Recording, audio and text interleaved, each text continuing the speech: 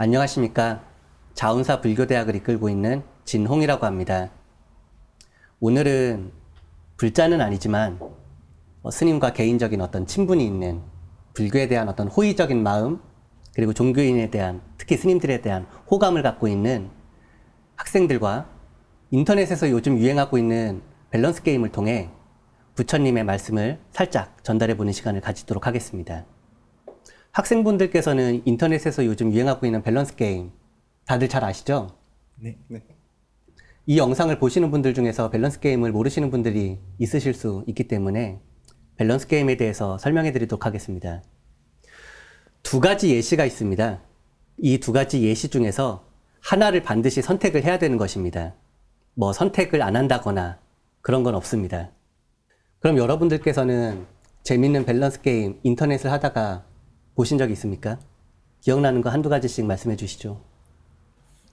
이제 SNS에서 유행하고 있는 거는 네. 이제 카레맛똥 대 이제 똥맛 카레 이렇게 둘 중에 하나 고르는 것이 좀 유행하고 있습니다. 아, 카레 맛동이냐. 지금 시청을 하시는 분들 중에서 만약에 공양을 하시는 분들이 계시다면은 죄송합니다. 카레 맛동이냐, 똥맛 카레냐. 그래서 종합법원님께서는 뭐 드시겠습니까? 반드시 하나는 선택해야 됩니다. 아무리 뭐 맛이 이상하더라도 똥을 먹는 것보단 저는 카레를 택하겠습니다. 훌륭한 선택입니다. 개인의 취향 존중해 드리도록 하겠습니다. 저도 똥맛 카레를 선택할 것 같습니다. 왜냐면은 처음에 스님이 출가해서 두리안이라고 하는 과일을 먹어본 적이 있습니다. 근데 그 두리안이라고 하는 과일이 맨 처음에 먹을 때 아직 적응이 되지 않았을 때는 진짜 이상한 냄새가 납니다. 그 맛은 좋은데 향기가 굉장히 고약했거든요. 근데 이제 먹다 보니까 그 향이 이제 적응이 되어서 맛있는 맛만 남게 되었습니다. 그래서 똥맛 카레도 먹다 보면은 냄새는 나지 않고 카레 맛만 나지 않을까라는 기대 때문에 저도 같이 견해를 따르겠습니다. 우리 형주법원님께서는 어떤 걸 선택하시겠습니까? 저는 그래도 똥맛이 나는 거는 약간 역할 수 있기 때문에 네. 저는 카레맛 똥을 선택하지 않을까. 취향 존중하겠습니다. 이런 식으로 밸런스 게임이라고 하는 것은 둘 중에 선택하기 매우 힘든 예시 중에서 하나를 반드시 선택해야만 되는 것입니다. 다른 또 재밌는 밸런스 게임 기억나는 거 있으십니까? 추성훈한테 맞고 이국종한테 수술 받기. 네. 아니면 이국종 교수님한테 맞고 추성훈한테 수술 받기. 추성훈 씨는 굉장히 유명한 격투 선수죠. 그리고 이국종 교수님은 그 유명한 의사분이시고요. 그래서 추성훈한테 맞고 이국종 교수님한테 치료를 받을래? 그러니까 세게 맞고 좋은 치료를 받을래? 아니면은 이국종 교수님한테 맞고 추성훈한테 수술을 받을래? 어쨌든 제대로 치료는 잘 안 될 것 같습니다. 누구한테 맞으시겠습니까? 저는 그래도 세게 맞더라도 제대로 된 치료를 받는 게 낫지 않을까 싶습니다. 형주법원님께서는요? 저도 이제 치료를 제대로 받으면 그래도 낫지 않을까 하는 그런 생각에 저도 세게 맞고. 세게 맞고 올바른 네. 치료를 원하신다. 네. 법원님께서는 어떤 견해를 가지고 계십니까? 저는 차라리 이국종 교수님한테 맞겠습니다. 네. 겉으로 보이지 않게 내상만 아플 수 있게 잘 때려줄 것 같아서 차라리 저는 이국종 교수님한테 맞겠습니다. 이국종 교수님한테 맞고 그 대신 치료에 대해서는 네. 전혀 지식이 없는 추성훈 씨한테 치료를 받겠다. 이렇게 우리가 밸런스 게임을 하게 되면은 그 사람의 가치관과 그리고 삶의 태도 그리고 어떤 부분에서 중요함을 느끼고 있는지를 잘 알 수가 있습니다. 스님이 한번 불교적인 밸런스 게임을 질문해 보도록 하겠습니다. 매우 극단적인 예시입니다.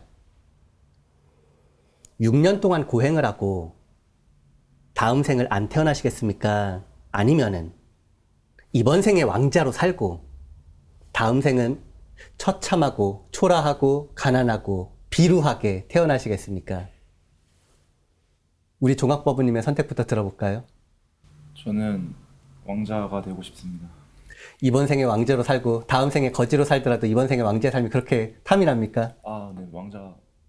그러면은 문경 법부님께서는 이번 생에 좀 공주로 화려하게 사시고 다음 생은 하녀 혹은 거지, 천민 그런 어떻게 좀 비루하고 좀 매우 고단할 수 있고 처참한 인생을 사시겠습니까? 아니면은 이번 생에 6년 동안 제때 못 먹고 제때 자진 못하지만 피골이 상접할 때까지 수행을 할 수밖에 없지만 다음 생에 안 태어나는 삶을 선택하시겠습니까? 저는 안 태어나는 삶을 선택하겠습니다.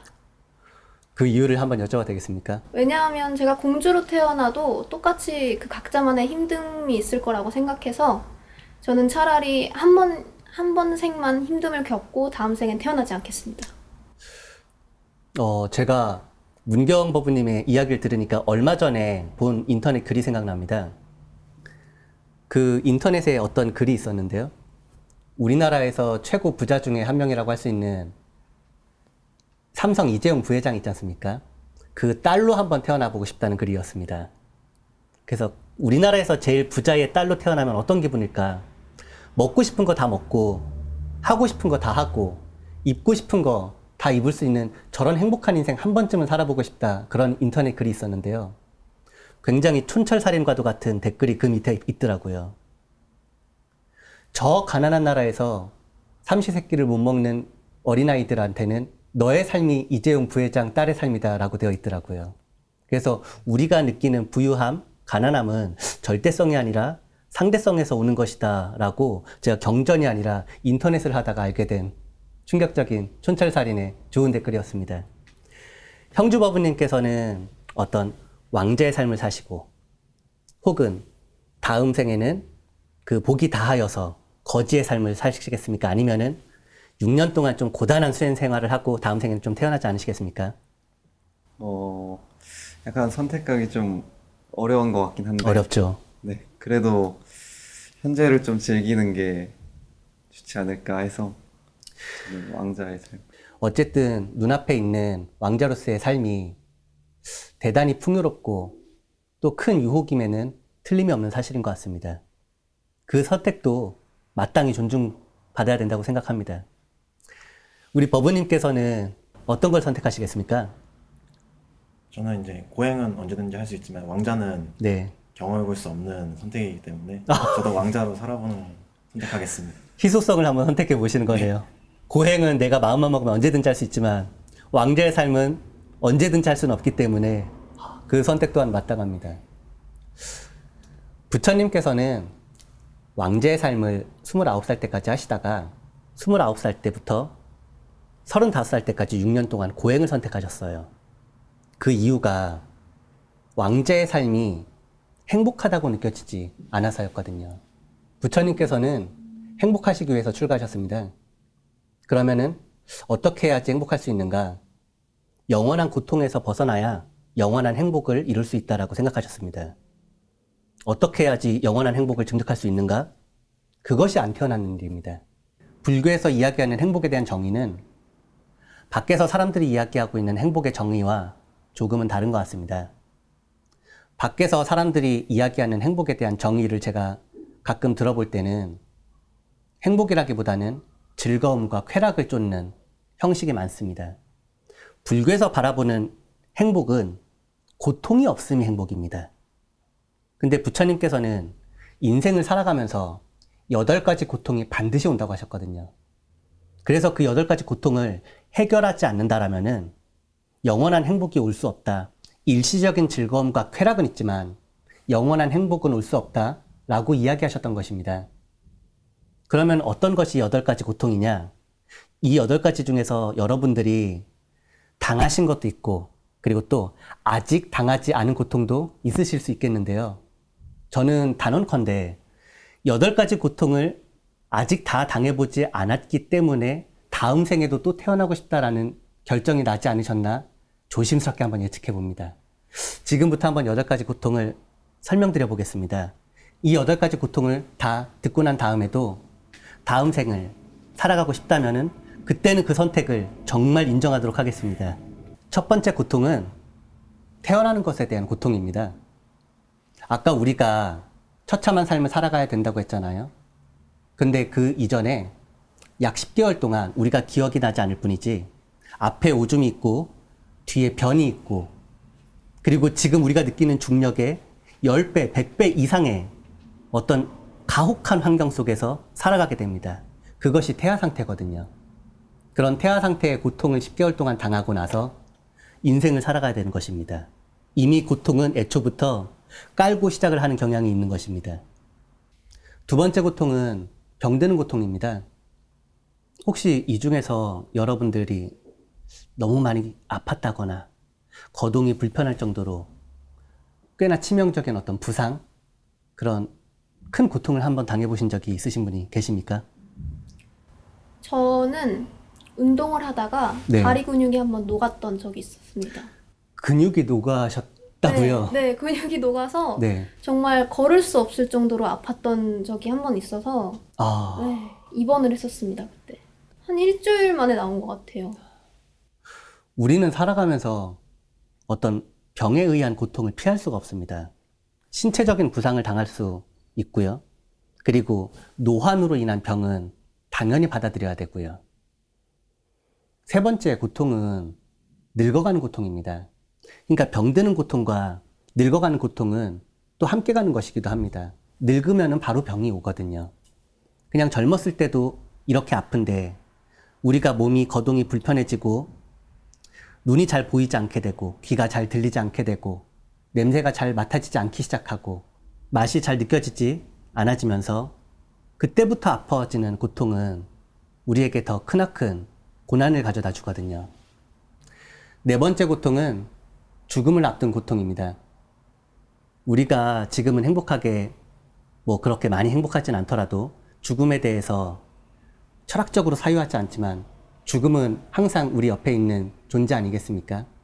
그래서 태어날 때의 고통, 병드는 고통, 늙어가는 고통, 그 죽음을 앞둔 고통, 그런 생로병사가 우리를 굉장히 고통스럽게 한다고 부처님께서는 말씀하셨습니다.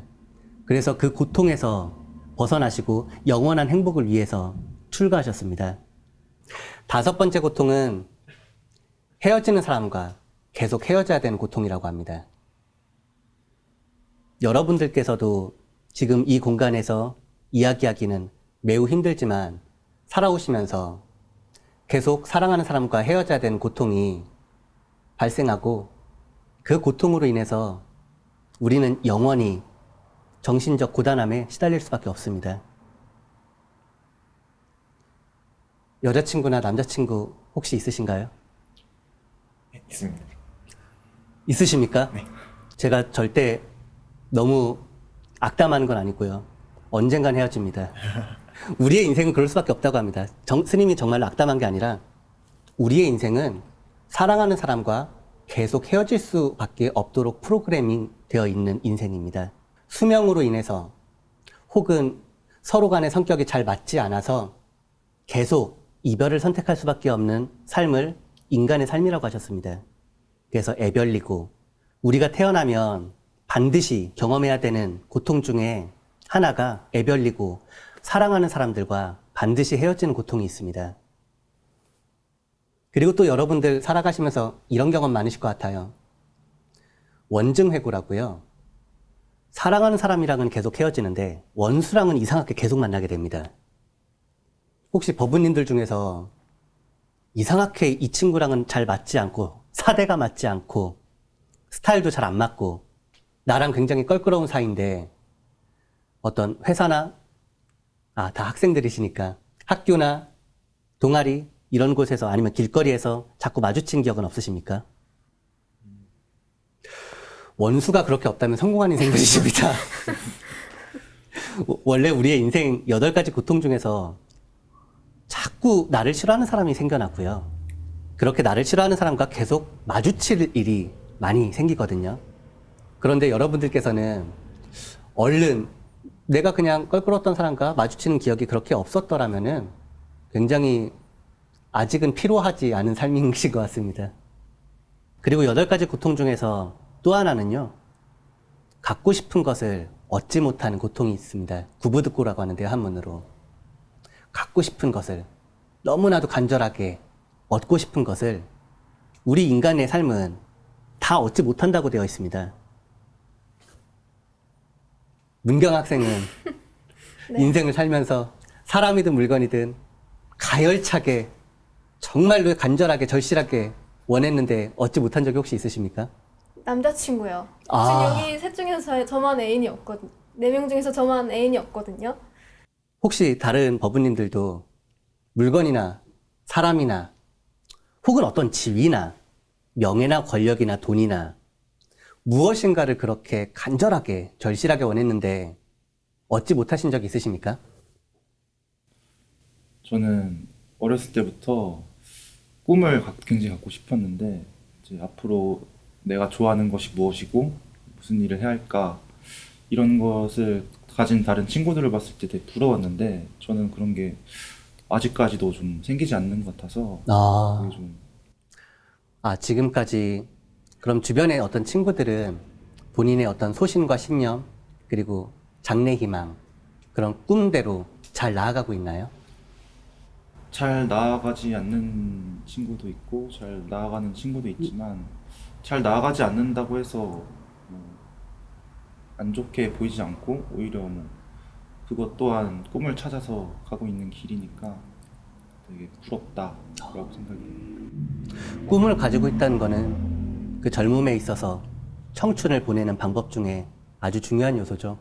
저는 종합법부님이 오늘이라도 혹은 내일 당장이라도 크나크고 원대한 꿈을 가지실 수 있을 거라 믿어 의심치 않습니다.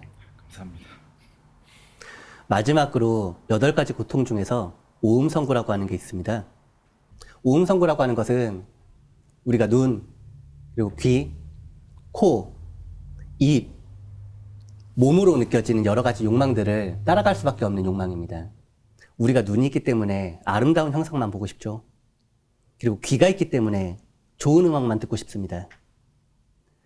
그리고 혀가 있기 때문에 맛있는 것만 먹고 싶고요. 그리고 몸이 있기 때문에 부드러운 감촉을 원합니다. 하지만 이 반대되는 개념을 우리가 습득하게 된다면, 마주하게 된다면 불쾌한 감정이 일어나죠. 그렇기 때문에 이 고통을 오음성구라고 합니다.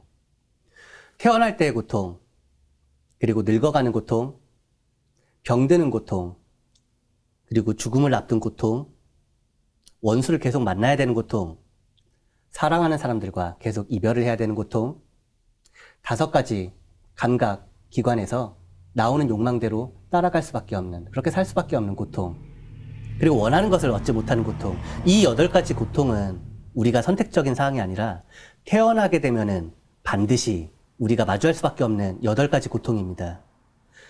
그럼에도 불구하고 다음 생을 사시고 싶습니까? 다시 게임하겠습니다. 밸런스 게임을 다시 하도록 하겠습니다. 이거 억지 같은데? 혹시 이거는 그래도 그냥 왕자로 한번 살아보고 싶습니까? 네. 그럴 수 있습니다. 그렇기 때문에 청춘이고요. 아직 우리가 인생의 쓴맛을 제대로 보지 못했어요. 인생의 큰 고단함과 어떤 우리가 인생을 살아가면서 마주할 수밖에 없는 여러 가지 고통들을 아직 다 맛보지 않아서 왕자로 좀 살고 다음 생에 좀 처참하게 살더라도 그 왕자의 삶을 선택하는 것 같은데요. 밸런스가 붕괴되었습니다. 황금 밸런스에 실패했습니다. 대참사입니다. 저는 네. 그 6년 뒤에 6년 동안 고행을 하고 뭐 아무 이득이 네. 없어서 뒤에 거를 선택을 했는데 스님 말씀을 들어보니까 그렇게 이득이 없는 것도 아닌 것 같습니다. 한 명 교화했네요. 박수 치시죠.